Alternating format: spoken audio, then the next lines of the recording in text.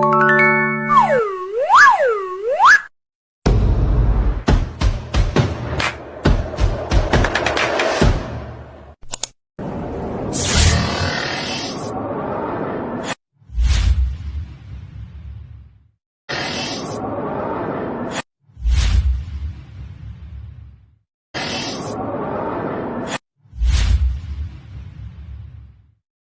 Jadi pada hari ini kemudian kami akan membentangkan mengenai halangan komunikasi dan isu keterampilan bahasa.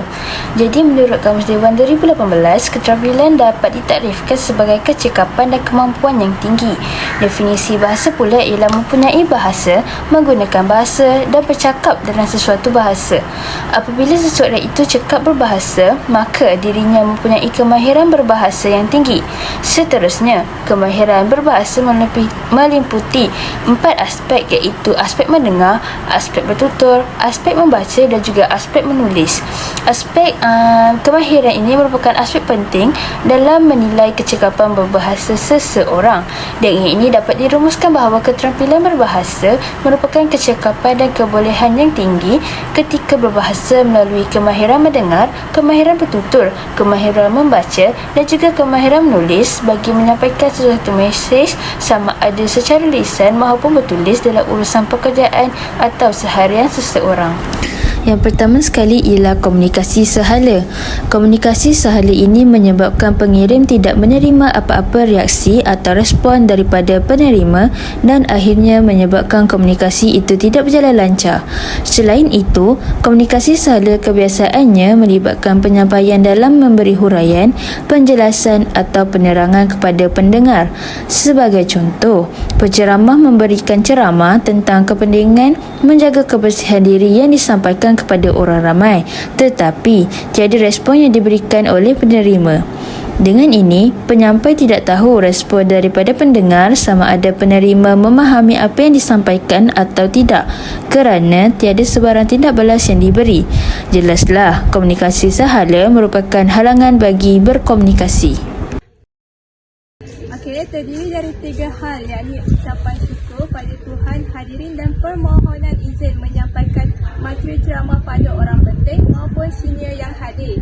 Sebelum bahagian pembuka, ceramah tentu diawali dengan salam pembukaan dan sapaan. Isi yakni berisi uraian mengenai topik permasalahan maupun segala pesan dari penceramah untuk para hadir. Selain itu, halangan komunikasi yang kedua ialah penyampaian menerusi saluran kedua. Komunikasi menerusi saluran kedua ini menyebabkan mesej tidak dapat disampaikan dengan jelas dan tidak mengikut seperti yang diinginkan pengirim. Kebiasaannya, penyampai mesej selepas pengirim menokok tambah mesej yang ingin disampaikan oleh pengirim. Dengan ini, komunikasi yang dijalankan tidak berkesan. Contohnya, pengirim ingin menyampaikan maklumat mengenai latihan yang perlu dihantar pada hari Ahad minggu hadapan. Tetapi, apabila menerusi saluran kedua, penyampai itu mengatakan bahawa tugasan itu boleh dihantar pada minggu hadapan.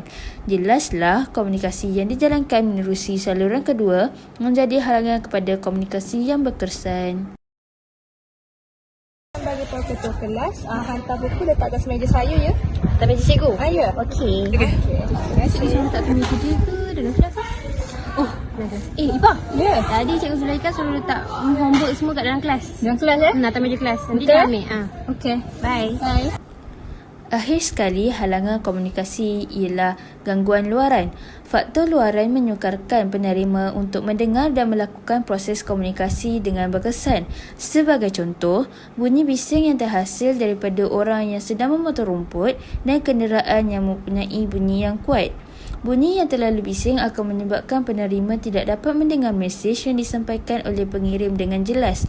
Kesannya, penerima akan membuat andaian sendiri mengenai mesej tersebut. Apabila penerima membuat andaian, kemungkinan salah faham akan berlaku disebabkan penerima mentafsir mesej yang salah. Tuntasnya, komunikasi berkesan tidak dapat dilakukan sekiranya terdapat gangguan luaran.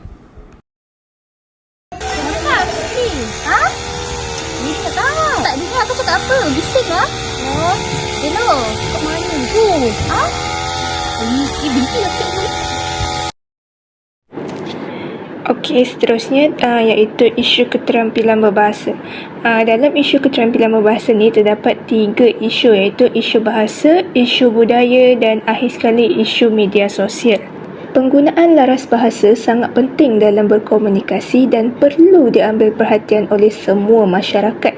Laras bahasa yang digunakan hendaklah bersesuaian berdasarkan situasi untuk memastikan keselesaan kepada pendengar. Sebagai contoh, laras bahasa formal hendaklah digunakan dalam situasi formal seperti pengucapan awam iaitu pidato. Manakala laras bahasa yang tidak formal digunakan dalam majlis yang tidak formal seperti majlis rumah terbuka. Tuntasnya di sini, pemilihan laras bahasa ini sangat penting bagi mengatasi isu komunikasi dalam keterampilan berbahasa. So what we want to eat for today? I think kita boleh pergi bazar. Barza? You mean like food like murtabak like that? Yes, it's good. Sedap, you know. But please, I tak makan. I just makan yang mahal. You Oh know? my god, you're so... I tak makan macam itu. I'm so sorry. Seterusnya, isu yang kedua adalah isu budaya. Negara Malaysia mempunyai kepelbagaian budaya dalam masyarakat seperti Melayu, Cina, India dan Kadazan. Oleh hal yang demikian, kebiasaan dari budaya seseorang individu sudah terserap dalam kehidupan harian mereka yang mencerminkan keterampilan berbahasa serta budaya yang dipelajarinya. Dengan ini, budaya telah mempengaruhi penggunaan bahasa atau pertuturan seseorang. Sebagai contoh, seseorang murid mengajak rakannya untuk makan di kantin sekolah, tetapi murid tersebut menggunakan bahasa campuran seperti "You, jom pergi kantin, I lapar", yang seharusnya berbunyi seperti "Awak, mari pergi ke kantin, saya lapar". Penggunaan bahasa sebeginilah dikategorikan sebagai bahasa rojak atau pencampuran bahasa asing yang menunjukkan ketidaktepatan dalam penggunaan bahasa Melayu. Hi, how are Hah? Apa? Tak faham. Apa tu? Tak faham. Tak apalah. Dan akhir sekali, isu keterampilan berbahasa ialah isu media sosial. Media sosial merupakan medium untuk menyampaikan dan meluahkan perasaan oleh masyarakat. Masyarakat pada zaman kini menggunakan media sosial seperti Twitter, Facebook dan TikTok untuk menyuarakan pendapat mereka berkaitan sesuatu isu dengan emosi. Emosi yang dibawa semasa menyuarakan pendapat mereka itu menyebabkan penggunaan bahasa pasar dan kata-kata kasar telah diaplikasikan dalam penulisan mereka yang tidak mencerminkan identiti orang Melayu yang mengamalkan kesantunan berbahasa. Kesannya, pencemaran bahasa akan berlaku serta menyebabkan kekeliruan bahasa kepada generasi akan datang untuk mempraktikkan bahasa yang sesuai untuk digunakan. Selain itu, penggunaan bahasa rojak juga menjadi isu keterampilan berbahasa. Hal ini demikian kerana penggunaan bahasa rojak dapat menurunkan kualiti tata bahasa dalam kalangan murid serta masyarakat.